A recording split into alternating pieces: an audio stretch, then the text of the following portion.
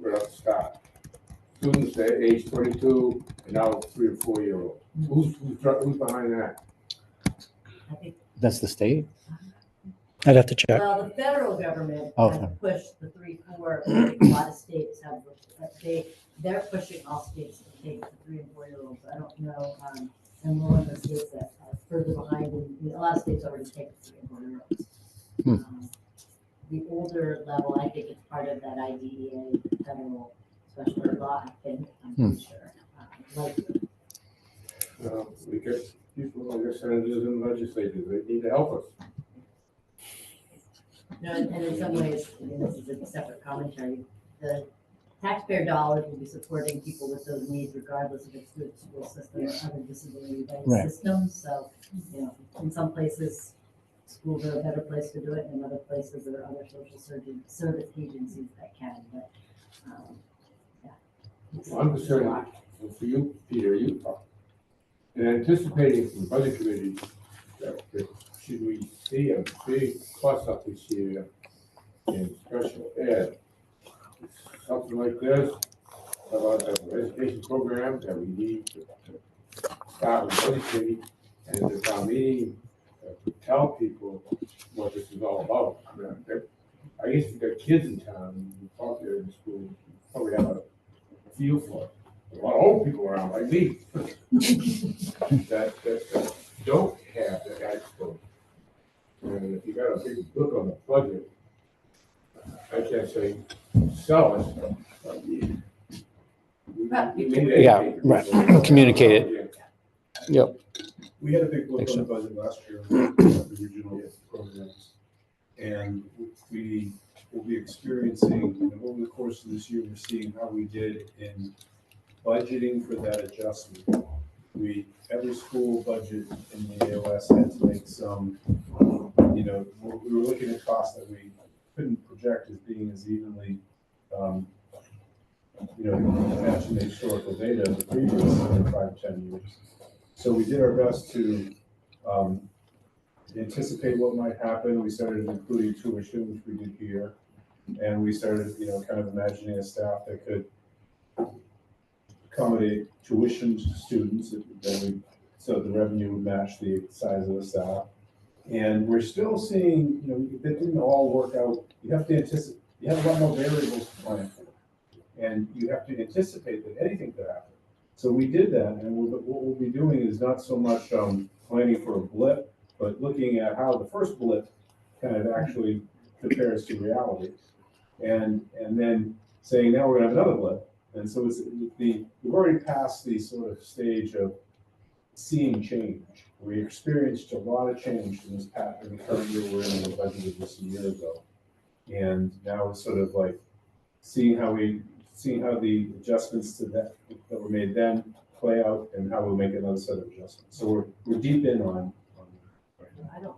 I mean, unless some students move in with needs that I'm not aware of, I don't see a huge change in need increasing. It's about what Peter just said. Let's see how well the budget adjusted for this year when we get, you know, halfway through and you're staffing amounts. I think that one of the big concerns might be if we didn't, you know, we put in some funds and we put some into different towns handle it differently with special ed reserves, contingencies, and if we don't utilize those, when people say, well, you didn't need it, you budgeted for it and raised it and you didn't use it, so why should we give it to you again?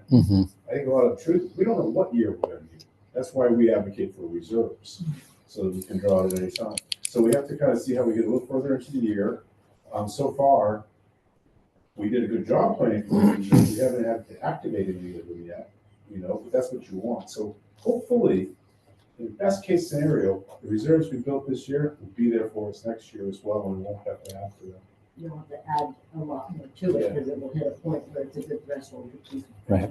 Or we can So decide, well, let's keep funding the reserves because we, you know, but we won't have to make probably as big a contribution next year. So I think that we are deep into change and prepared. You know, this is what Kelly's putting out to the whole community, but these issues are not new to those of us in the central office who've been managing them for a while. Your question? Well, thank you yeah. for covering for me while I was trying to get the tech back up and running. You had asked about due process hearings? Yeah. What specifically was your question? I just unfamiliar with what that means in this respect. If there's any kind of, an IEP is a plan that we legally have to follow. Right. Okay. Regardless if we have staff or not. So if there's a concern that we're not legally adhering to a plan, then we can be questioned on that. Okay. And it's Kelly's responsibility to investigate. I've had to have her do some internal investigations for me around things within the special ed realm. She referenced it in this, just because we have one high community right now, it doesn't mean in 2 years from now it couldn't be Bristol. Correct. Because as Jen mentioned, it takes one individual moving into, or one family moving into a community to completely switch the dynamic to that needing the more attention. So and it wouldn't surprise me if it fluctuates, if it changes over periods of time. It just happens to be that that's the one we're focusing on right now. I think you also mentioned something about a lawsuit. I will tell you, having people in the central office to be able to do these investigations and be able to make the necessary changes, provide whatever training we need, and make adjustments is a lot cheaper than a lawsuit would be. Right. And that's another point that I try to emphasize. And they are doing a lot of work to keep us. Now, will that mean they will always keep us out of it? No, but they're doing a lot of work to prevent that, or to best they can prevent that from happening. So yeah, those are the things that they've been doing this year that I've seen. And there are a lot more students that they're addressing, and there are a lot more parents that are concerned with things that are going on in the special ed classroom. So Thanks for coming. thank you. So yeah, Your jacket.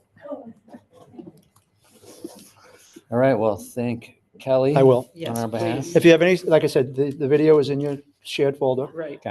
So you can look it over. If you have any specific questions, you can direct them to me. I don't believe it recorded because while I was projecting, I think it did something with the owl. So I don't know if everybody got to see it, but they can certainly reach out if they want to see that video. Okay.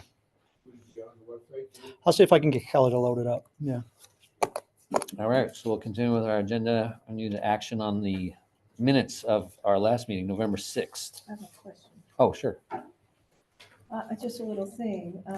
Right before adjournment, we were talking about the changes in the substitute teacher pay. Yeah. The very the last part of the motion, just before adjournment. And at the end of that, it says at $230 a day for long-term certified, non-certified law. Oh, yeah. I think that's just Cut and paste error. Needs to be- Yeah, that just needs to be removed. certified. Yeah. So Yeah. that's just a typo. Okay. Where Good was eye. this? Thank you, Becky. The very last. Right at the very end of the meeting. One of the minutes. So we'll correct that.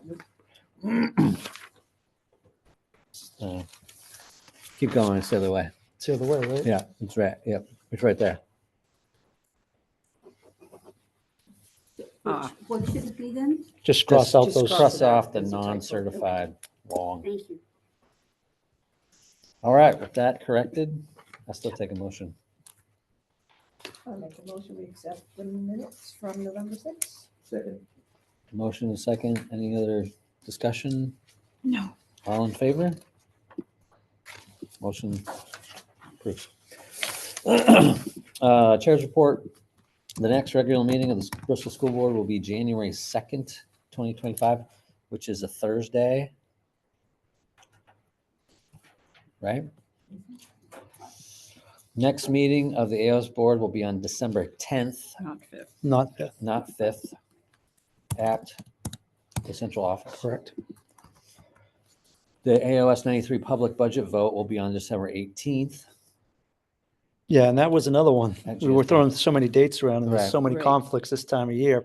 It was originally scheduled for one date, but that was a conflict with something going on in one of our schools. So it was moved to the 18th. However, we didn't have a place to house it on the 18th. So that's why it's a Great Salt Day, Okay. Gotcha. Not Nobleboro. not Wait. Noblesboro. And how does communication go out to the communities?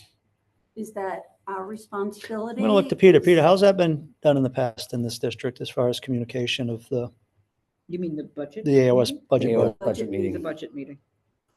So we post it, it's an official posting, so there's legal end, there's copies of the warrant that are made and distributed in all public locations through the towns. And there's official posting places, and it gets distributed that way. And then we put out a notice in the Lincoln County News, we posted, so it'll be like a week before, there'll be just a notice of a public meeting in the Lincoln County News. And that is, and it's on our website, and the way we post any meeting. That is the legal extent of our obligations. In other districts I've worked in, the schools will use their email communication systems to alert the community that this event is taking place, and their participation would be welcome. And that's so that can be done with Groshare or something. But generally, you hope that Lincoln County News is covering the event and gets the word out to the public about what's in the budget, what the questions have been. And that, so far, that has happened each year. They have done a story that there's going to be a budget vote. They usually cover the meeting of the AOS at which the budget is passed, and then say it will be voted on publicly, in a week. So that's what, has to happen. I don't get involved in, I get involved in making sure that the warrant is properly posted and properly put up for the legal stuff, but I don't get involved in the community communications that could happen through Groshare. That's generally the principles of the. I think Lindsay, either last year or the year before, I feel like the past 2 years, Lindsay at one point asked us to post it on our school webpage. Yep. To make sure it was in that more visible spot. Yep. Because, a lot of people don't even. We have an 18 meeting before that, so we'll discuss that. Jennifer, do you get the impression that the parents of the kids here, that they understand how important the AOS budget is? Because I'm wondering. I think even the staff sometimes wonder what it does. Yeah, I mean, because I feel as though there's a little. As a former teacher, Becky, it's like, oh, well, they run the central office, but it's hard to picture what that means. Like, other than, oh, well, the employees see people, but they don't, it's hard to understand. Because I feel as though there's a little gap there. Oh, absolutely. And, the information that you provided at one of our recent meetings, that was a very detailed list. I think that's great. Peter crafted most of that, so Peter deserves Thank you. credit. But I also think that for some people to have it in a format that's really strong in the visual aids, it helps them take it in and. I think the suggestion over here to get that stuff on the website Yeah. is a good one. Last year's ESC focus, I think, got people more. Yeah, aware and interested, Right. true. because they're like, so what does that mean and how is it different than what we have now? Mhm. So I think people are much more aware and. Right. Not sure if that had any impact on the attendance last December compared to. That was the most, past. that's the most I've seen in an That AOS was budget very meeting. good. Yeah, Restructuring. I think you announced the really. We had talked about Talk about restructuring, restructuring. restructuring and then talking about it. Right. And again, for me, I'm still trying to figure out how things work at the actual vote. It's important for the different communities to have as many people as possible, Mhm. correct? At that, it's Uh, one vote, one person, one vote. person, It's one not, there's no vote. weighted votes or anything like Exactly. that. And that's one of the few times when decisions are made without weighted votes. Mm-hmm. Correct. Okay. One observation I would have as you head into this meeting is that, typically, my experience, and everybody has different experience, but the chair of a board, when the budget is getting passed, would speak up and advocate for what they have passed. Our board has passed this. This is our board's request to this community. The chair of this board is Sam Belknap of Interstate. He is not one of the taxpayers for this budget. So there's this board that will be asking for this money, does not have a chair who is a member of this community. But the vice chair The vice is. chair is, But that's something to talk about in advance. Yeah. right, Because it would be appropriate for the vice chair to be aware that they have a role right. at the meeting of getting the meeting organized, So I don't know how it's gonna run. I Yeah. just point that out because there hasn't been discussion around that. Right. Who is And I the would vice think there chair? should be. I'm sorry? Who is the vice chair? Christian Christian Coates from South Bristol. he should be running the meeting. And they Well- referenced that, I think it was, I think Sam mentioned that at the last meeting, that he would defer to him when they were similar to as the Great Salt Bay will abstain from votes that affect the remaining 4 towns. He would kind of defer his power to Christian. But like you said, the discussion with Christian should occur as far as what are the responsibilities. Yeah, So yeah, we'll our school make sure people that are we- not gonna be invited. They won't be invited there. They don't get a vote at all. Correct. Correct. There, right. It should be just the 4 towns. Correct. Correct. Coach should run the meeting and we have the other 3 town meeting. Yep. He's right. But is there a certain procedural, legally, a procedural thing that has to take place at that budget meeting in terms of Sam turning over the gavel, if you will, to Christian? You know, the way we have to second. We'll have things to here find it and- out because it's all new. Okay, So I'll have to- okay, so that's, We'll have a quorum. right, The chair can't show up, I would imagine he asks the vice chair to run. right. And so Jennifer, is it possible then to send out some additional information to at the very least, the school community, encouraging folks to attend? Yeah, that would be an interesting conversation, like the admin team should talk about the principals, but also it isn't inappropriate for the principal board to want a message, let's say, to Oh, the yeah. parents or community that we can put on our website too. Right. That as well. It's, coming from, kind of like the construction letter coming from Todd Darren and from me collectively, something like that could be co-authored to encourage people to take part and why it matters.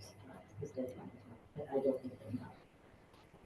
Or they don't give it thought, so they give people options about why, do you think it's this or this, they probably cleverly figure out some of it, but they're not thinking of that. Mhm. You know, and it's during the week, it's cold. Dark. People have to arrange for childcare, Mhm. and that can be an obstacle. But historically, prior to last year, it would be 20 people in the room, Mhm. 10 people in the room. I would go, because it's on the way home and I'm a resident, and you look around the room and say, who isn't employed or isn't have to be here Right. already voting? 5 people. It was like it for years, Yep. crazy underrepresented from other community. So, I mean, So rally feelings people. about the crowd with Yeah. agenda items that are. Well, being I think pushed, but that's the They have to process. connect so. the dots between the Majority of importance the of Bristol tasks. people, or any town, are either the school board, student board. Right. Yeah. There's a pattern. Very few non-board members. It's worse than the town.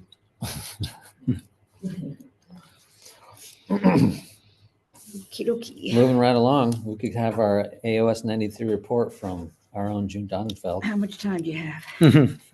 No, 5 minutes. oh no. So I'm basically reporting on 2 meetings. One would be the regular old AOS 93 board meeting, and Mhm. then there was a special budget workshop that was held after that. So I will just comment briefly on both. The regular meeting was held on November 12th, and the budget workshop was held on the 19th. So the 3 main issues that came up were questions on the part of one of the school reps about the expenditures for special ed at the central office, and which Todd has covered, so I don't need to go into that again.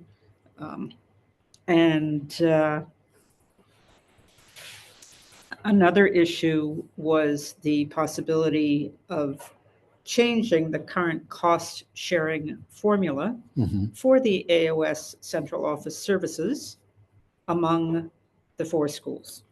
So it wasn't, nothing was decided, no details were gone into, but it was introduced as a topic of discussion. And can I chime in? Yes, please. The board with a 2/3 vote can change that. That is one thing that the board does, the AOS board does have the authority to change. So they can change the cost sharing, with, like I said, with a 2/3 vote. Right. Of the current, of just Of those four. Of those 4, towns. okay, Yep. Right. Because that would impact next year. right, gotcha. And so the idea was that South Bristol would increase their share of the costs. And so it's up to Christian to take that idea back to his board and have them discuss it. Right now, there's no proposal on the table. It's No. just that you're just talking about it. Just talking Yeah. about it. And then the other topic that came up in the regular meeting was about raises for the staff of the AOS central office. And the proposal was to have it be a 1% raise across the board. Am I wrong? And 3.5%. right, I know, that's what I'm getting to. So there was a 2.5% raise proposal that would reflect cost of living increases year on year. And then a 1% all-purpose salary increase, bringing it to a total of 3.5. Two of the representatives of the 4 schools were not happy with this, having a percentage raise for the staff. And they seem to prefer to have a single flat dollar amount, everybody the same. So there was a lot of discussion on this count.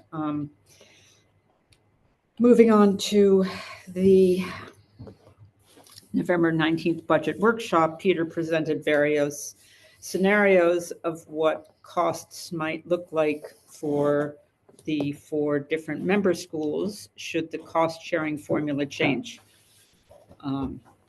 So he presented the various scenarios. There was some discussion of it. Nothing was decided. They were options to take a look at. And there was further discussion of percentage raises versus flat, everybody gets the same amount raises. No resolution was reached. A little bit more information. The actual flat fee that was discussed was $2,000 per person, which for your superintendent would be a 1.4% raise, which is about half the cost of living adjustment that the federal government is published. Right. So it would mean that your most senior administrator would be getting a sort of cut in value on Right. their Right. earnings. And I was able to. Oh, Marianne attend attended that too, by the way. workshop as well, and one of the school representatives then lowered the amount proposed from $2,000 to $1,500. Because, he thought 2,000 He was thought too it high. 2,000 was too Okay. much. And somebody pointed out that some of the people at the central office during the summer, they are processing all of the salaries of the individual school staff and faculty, and it would be an extremely bitter and difficult pill to swallow for them to see right in front of them that such and such a school and such a person is getting such and such a raise, whereas they are being asked to take one which is significantly lower.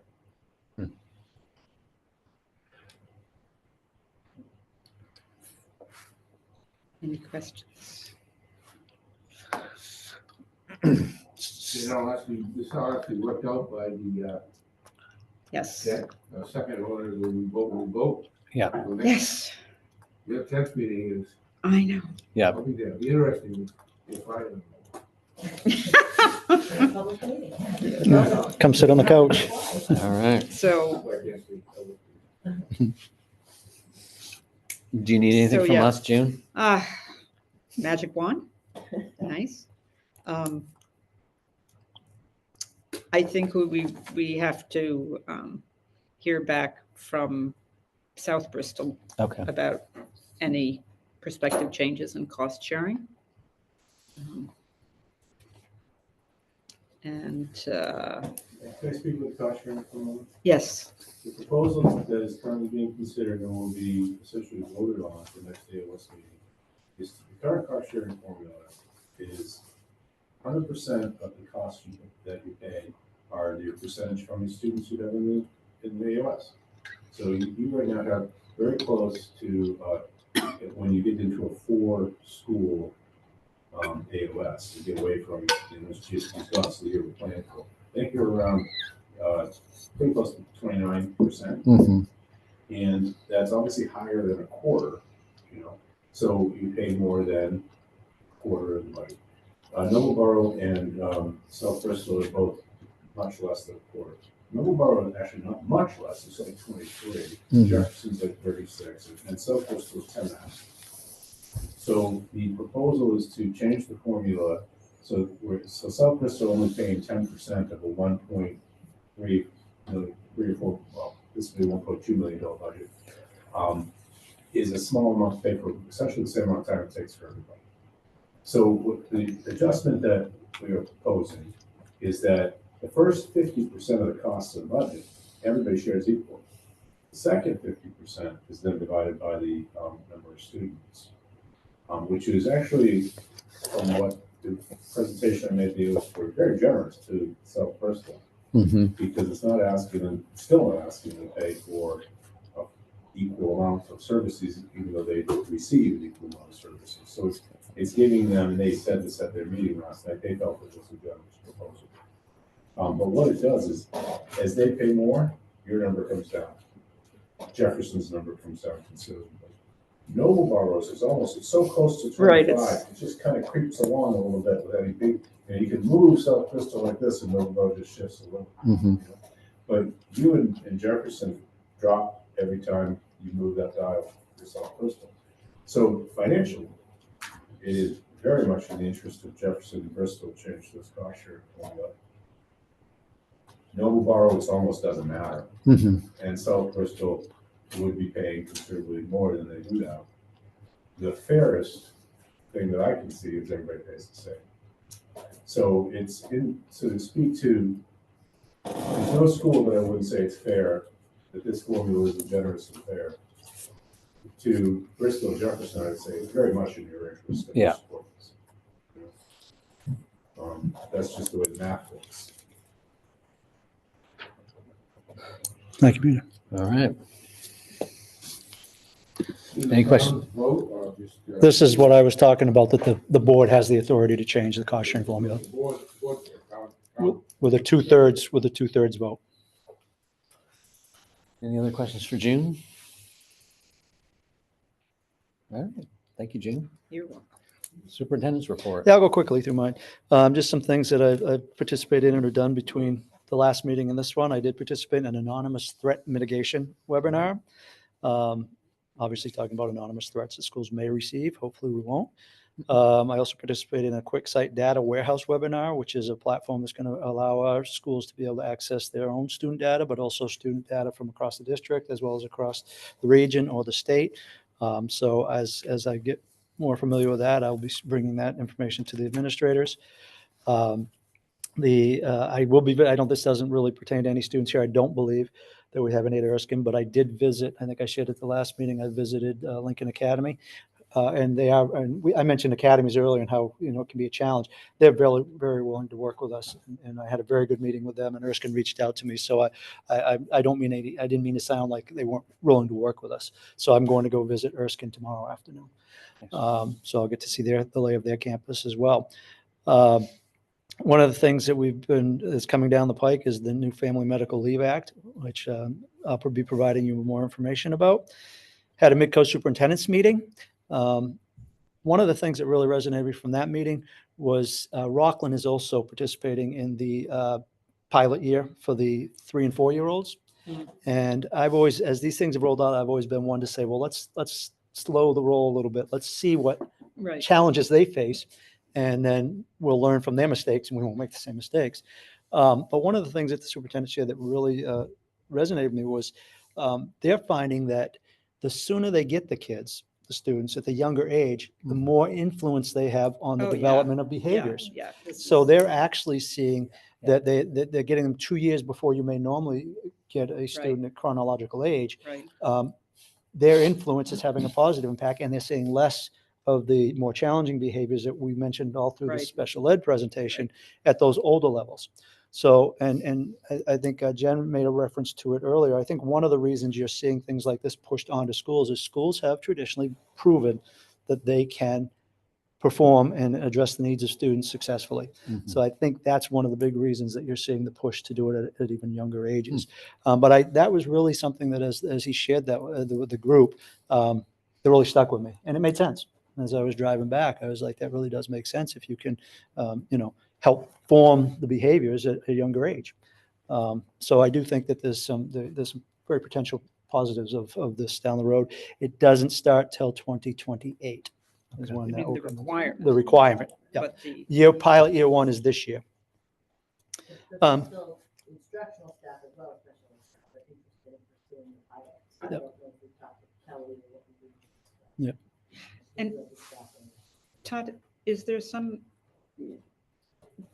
kind of, not database, but knowledge base about experiences that the pilot schools have had so that it can benefit schools? If as there they is, go I'm forward? assuming that's probably information that's privy to those schools that are involved in the pilot. Right. There's nothing that I've seen that has come out and said this is what the pilot schools are experiencing, but having a school, a neighboring school that does it, and then having the superintendent, I'm sure we'll be able to tap in and get that information. Right, that was and- really handy. Yeah, you haven't seen anything, have you, Jen? No. So I will continue to ask how that process is going and get information. Right. Oh, actually, I did forget one thing. Very sorry. 2 meetings ago, 2 AOS meetings ago, Christian Coates and I stuck up our hands. We volunteered to over Oh, right. to carry out the superintendent's evaluation. Perfect. No concrete steps have been taken We yet, but meet before the vote. We meet before the we actually 18th. are supposed to meet on the 18th, meeting Christian, myself, and Todd, just to, take initial steps towards a framework for the evaluation. So that's where that stands, and I'll Nice, keep you thank up to date as things move forward. Yep, thank you. Yes. And the last thing I had was I shared a correspondence with you all today. Mhm. I don't know how many of you are in the announcement platform that we use here in the district. I guess it's challenging to get into that if you're not a parent of a student because of the way it gets populated. But I will try to share with the board everything that I send out, just so you're in the loop. And I did send something out. Obviously, we were talking about winter weather coming. I did send a correspondence out about the protocols for a delayed start to the school day, cancellation of school, or an early release, just to try to give parents information. It's coming, and everybody's going to happen. I know tonight I expect to be on the phone tomorrow about 4:45 with neighboring superintendents. It looks like, knock on wood, it may be more rain along the coast, so I'm really hoping we'll get through. But to be all honest, I'd rather have snow than freezing rain. Yeah. So we'll see what happens. And obviously with the geographical vastness of this district, Bristol and Southbridge could have school, Right. Noblesville could have a delay, and Jefferson could be out. So Sure. it's Right. it'll be an interesting first experience for me. Did you have a question about the 3-year-old, 3-4-year-old? I was just gonna remind everybody, I've been around long enough to know that was a big argument discussed when Bristol was gonna go into pre-K. Oh, that was a big That would one. happen. So here we are, a few years later, and I guess I took over the It's general. been 11 years later. Yeah, I don't that- want to date you, but it's been about 11 years since I was programmed. Yeah. I don't get too far, numbers now. But data. Because Bristol's experience, how does that relate in all that? You want to find a real local comparison, it's there. I don't know how to do it. Yeah. I'll just throw that out. Yeah, we had teachers in that talked about the efficacy of earlier. Yeah, it was great. It was very helpful. Thank you, Chuck. All right, Ms. Ribeiro. So, it is that busy time of year. We've got, we've had a lot of things happening, but we have a lot more in 2 weeks and 2 days for the break coming up. Our music and art celebration for grades pre-K to 5 will be next Wednesday at 5:30 with the 8th grade traditional cookie sale for the fundraising beginning at 5 o'clock. We will be setting up the cookie sale in the art room because our lobby is significantly configured. The band and chorus will not perform that evening with us because it's a mixed South Bristol band and chorus. So this time around, this winter concert, they will perform at South Bristol as part of South Bristol's concert, Okay. which would be the following Tuesday, the 17th at 6 p.m. So our 6th, 7th, and 8th graders involved in the first will be at that venue. There were a number of reasons for that decision, but competing with basketball schedules and finding a gym free to have more than one event was certainly part of the decision, as well as some other factors. So, the 2 events, one here and one there. The 8th graders will be going to Lincoln Academy next Thursday for their first visit and tour. They have an evening meeting for parents, but this is when we bring all the kids and a couple teachers over to hear more and actually get that tour and connection with kids. This Friday, we have author Lynn Gould coming to present the grade 3K6 3-5 session. Very excited. Tammy Holmes has there's a library grant that she had to be able to utilize to have this happen. So that would be wonderful. Parent teacher conferences went well, and corporate are going home Friday. So far, so good with the technology working with the changes we need. So that's what's been happening lately. I have 2 handouts for you. In a moment, I'll end with that because we do now have the Department of Education data, but I have 2 formats to share with you. So I'll share that in a moment. Student resilience, our Kiev educator in residence starts tomorrow. Wow. Carolyn Green has been with us for 2 years. This will be the 3rd year. For those that might not know, Kiev basically gifts schools that have been working with them for many years as part of their leadership programming with an educator. They have their own grant funding and donors that support it. So it's a huge benefit to Bristol School and some of the other schools around the state, especially in US 93, to have this resource. So I'm excited to invite Carolyn back and to really have her mentor and interact with our students as it goes until the end of March. Nice. Then winter events, we've got the Coin Slam coming back this month. The kids that Monday, Tuesday, Wednesday of the last week will be invited to bring in their pennies, nickels, quarters, and compete as classes to raise money for our community organizations, typically caring for kids in the food pantry. And another fun event was Maine Bioscience Day was Wednesday on November 20th, and scientists from Bigelow Labs came in and shared about careers in science and had some fun activities for our kids. And they worked with each of Mr. Kraft's middle school classes for the middle level. So that was a positive experience. So what I have for you is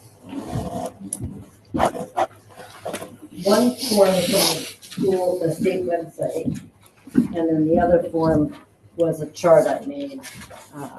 Because what's interesting is when the DOE will publish this make it public next Monday. So if you go to the state website and want to see the data, you can find it publicly next week. But this is the sneak preview of what they let us access. This one would probably have older data. And then the other form I made is something, some fun data.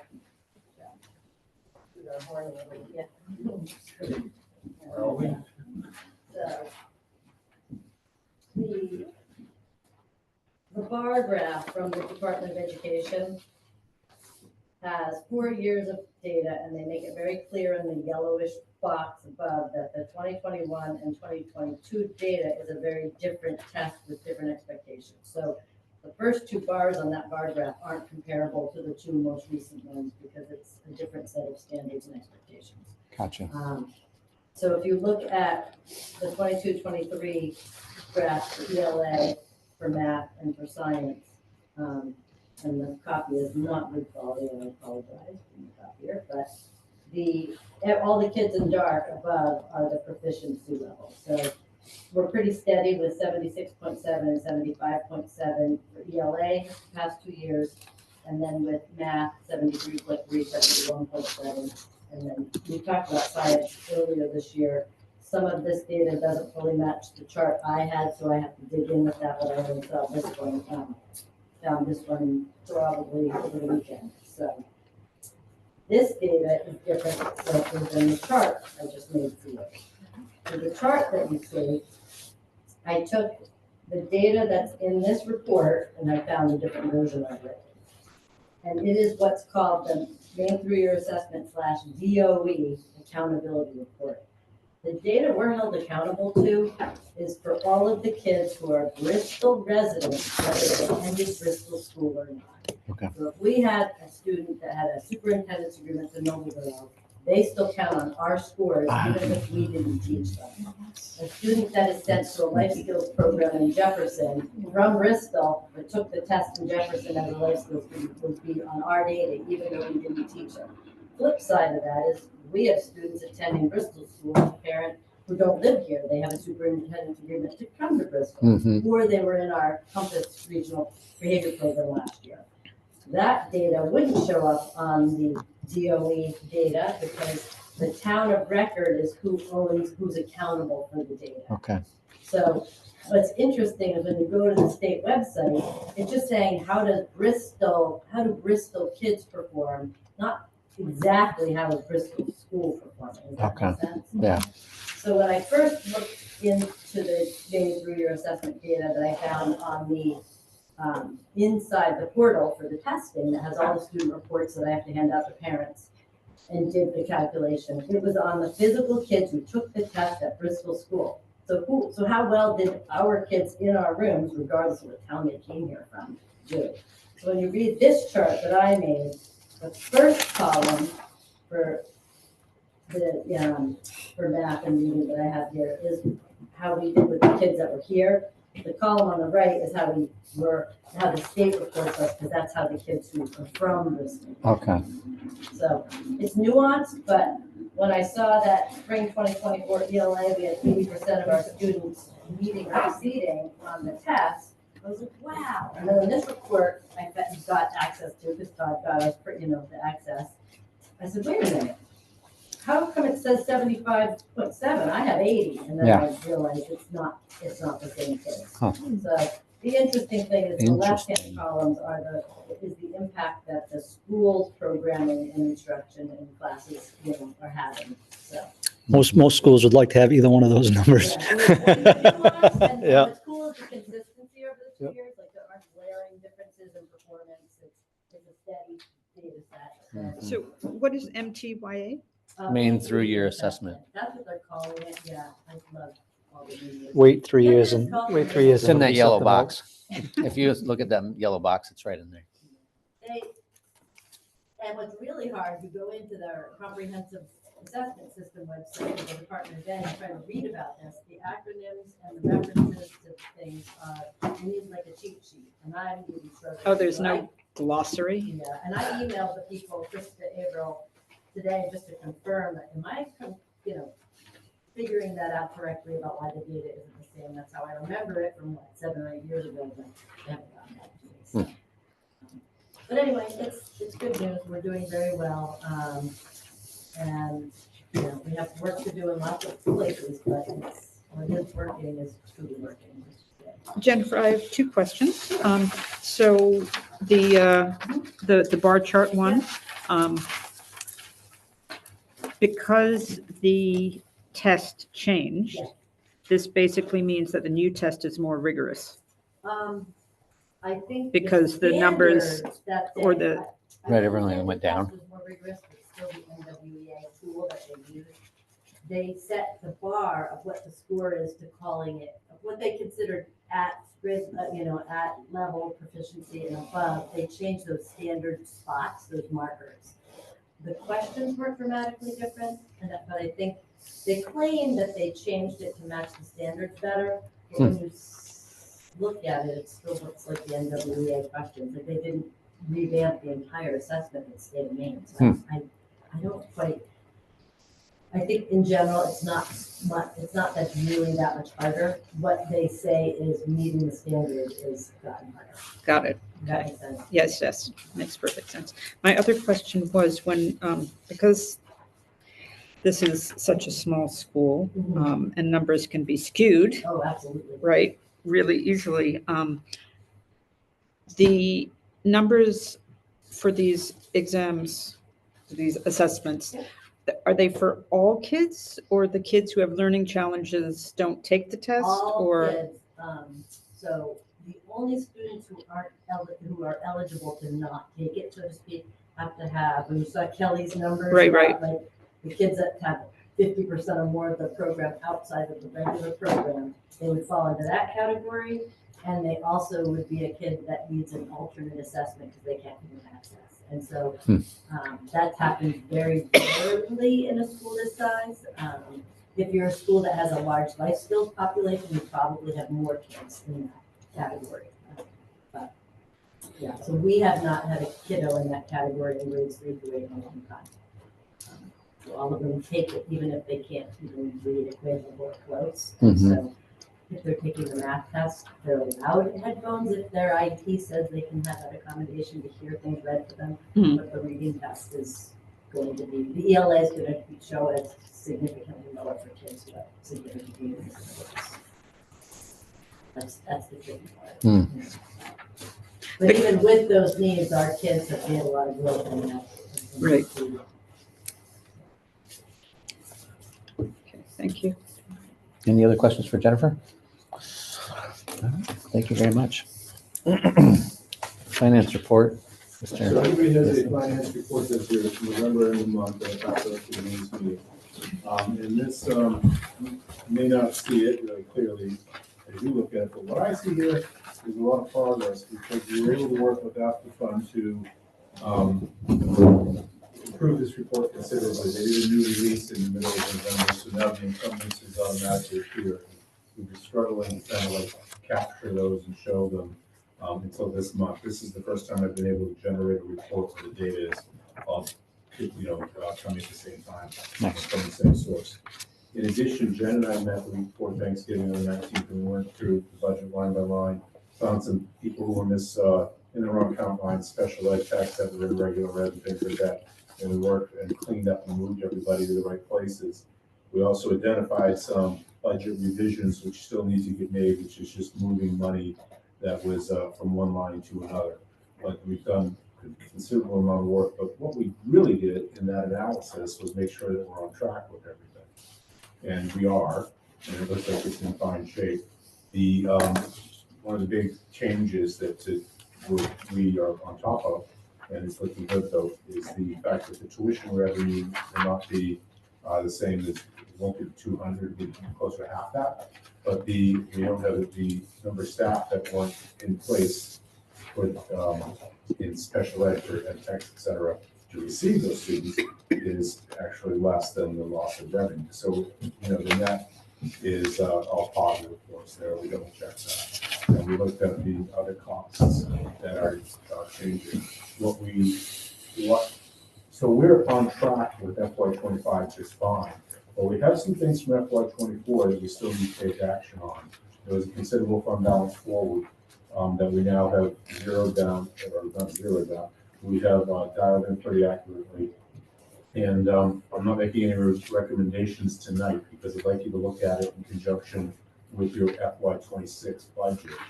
But there's some money that you can choose to put in the capital reserve or to utilize to pay for that additional bus. But from my analysis that so far this what's happening in FY25, you may be able to afford the additional bus without going into FY24, which will give you more money put into your reserves, etc. So that's the work that I'd like to do with you when we actually look at the budget at the next meeting, and we can look at how you want to dispense and utilize the remaining fund balance of FY24. What you again look at this year, make sure that everything's still consistent, and then how you want to budget for FY26. So that's the real kind of do that all as one big sort of flow of the funds over the years, and prepare your revenue budget at your next meeting, as well as the rest of the whole budget. We've begun to put that together, and that, using up the fund for that this year, and spent some time working on that today. So we'll be ready to kind of look at that at your January meeting. But what I'd really like to ask, and I know this is on new business later, is that we hold your budget development workshop almost immediately after your meeting, a day or two. So I know it's on the agenda for new business, but what my request is from a financial point of view is that we get right on that. We come in on at the meeting, and then we get, as soon as we can thereafter, have a budget development workshop. So early in January, we've crunched everything so that I can get it out to the town budget committee, so that everybody has a chance to look at it during the month of January, so that by the time we get to your February meeting, everybody's seen it, everybody's had a chance to kind of go back and forth on it, we've identified anything, and it's really easy to pass it at your February meeting. So, so that's my request, is that we do a lot of work right off the bat in the year. Do you have any dates that you were thinking of? Well, those, I asked Jen to identify, I can do it almost any day you want. January, your meeting is the. It's early. It's Fourth. January 6th. 2nd. It's Second, thank you. Second. Today's the 4th. It's early. So you're gonna bang, so I'd be ready to go third. Because whatever we have done the 2nd is what we're gonna work with on. So I don't recommend the 3rd or the 6th, because we are actually moving into the classrooms, which I can't do. Yeah, when we move into the classrooms. Okay. So, but other than Friday, Monday, we have full assumption that that's gonna be pretty. Yeah, and big enough to be. 7th, 7th? Tuesday the 7th. Tuesday the 7th? I'll go ahead and put it on the calendar. Central office calendar, Tuesday. It's pretty open, Peter. I just looked. Yeah, it's wide open. Yep. And Tuesdays are generally a good day to do this kind of thing, if you ask me. Tuesday is task day. 1/7/25. What time do we do that, Peter? What I would prefer is we start at 8:30, and then we can order lunch and try to wrap up until early in the afternoon, right after lunch. And we'll go through everything line by line, try to get the whole budget built. And I will present you with the built budget, so you'll have a chance to make any changes you want. But we'll do it line by line, and walk out of there with, generally, we've done it before. When we walk out of there, it's usually like, I got a very short punch list of things you want me to check. And I'll do that in the following week. So that what I'd like to do is know that that's on the calendar. I'd like to reach out to Rachel and folks at, the budget committee, and get all that scheduled for soon thereafter, so that by the end of January. We don't receive the 8279s until the end of January, so we won't have that state subsidy number dialed in yet. But I think it's worth getting everything in front of the budget committee, so that they know what we're looking at for expenses. And then we'll adjust let everybody know what the 8279 comes into the subsidy. Because we don't have a lot of time, if any issues come up between when you pass the budget in early February, and then we got to get to the, post it for the warrant and everything. So the other thing to be aware of is that we are, and this is, the time is good for this, but we have put out to bid transportation contract for the next 5 years for the buses. Right. And First Student has engaged with that RFP, which we posted the day before Thanksgiving, and has begun to contact me for clarification questions, et cetera. And so they have basically said they intend to bid on it, which is good, very good news. And I haven't heard from anybody else, which is kind of expected. But we will open those bids on the 27th of December, so I'll be able to have accurate numbers for your transportation. And that's one of the areas that kind of a wild card, what that's going to be right now, because we haven't negotiated that contract in 5 years. So there's a lot of things that fall into place in a short amount of time, but we're ready for it. And if you want, if it's the 7th confirmed, then I run with that. And the location would be? Central office. And how much time should we plan for? 8:30 to 1:30, 8:32. Great.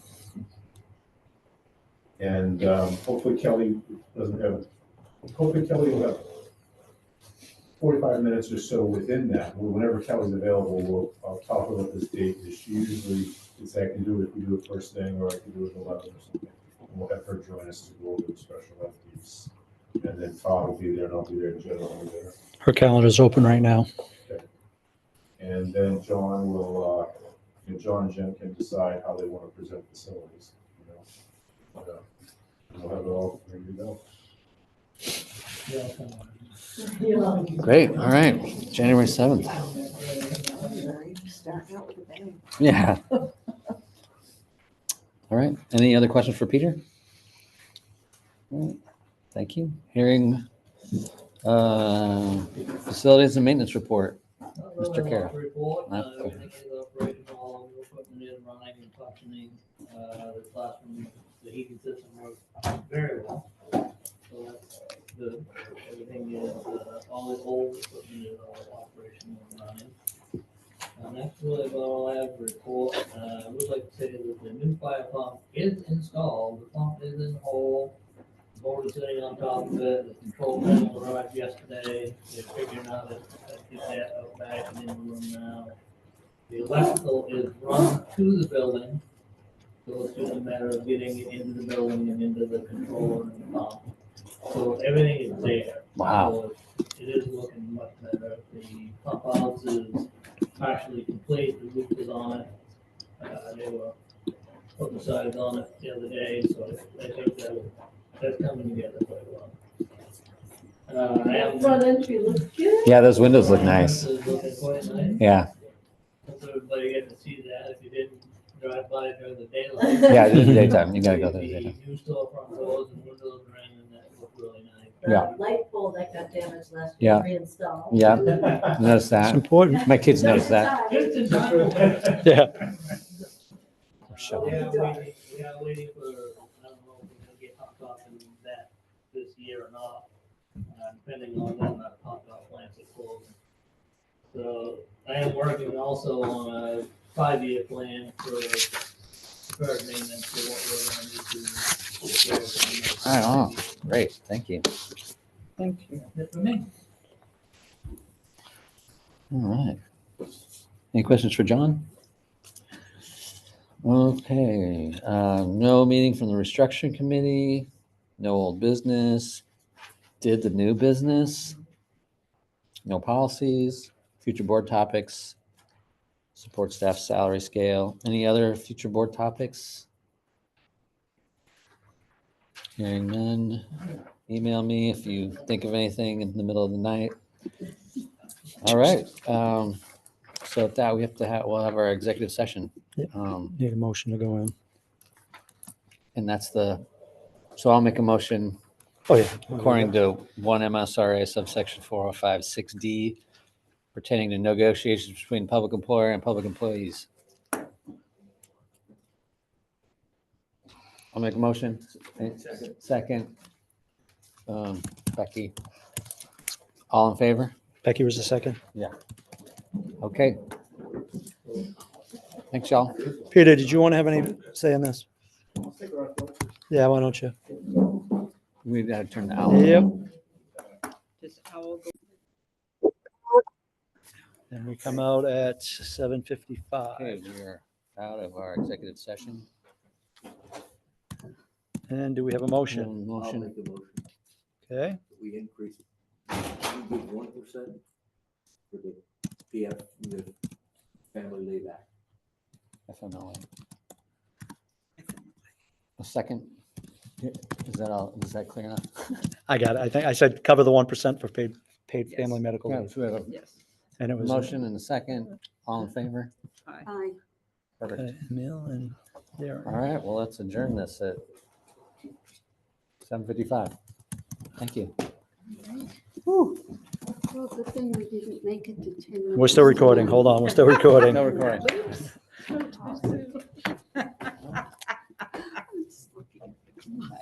Shouldn't do that. It's dangerous. Are we off now? So,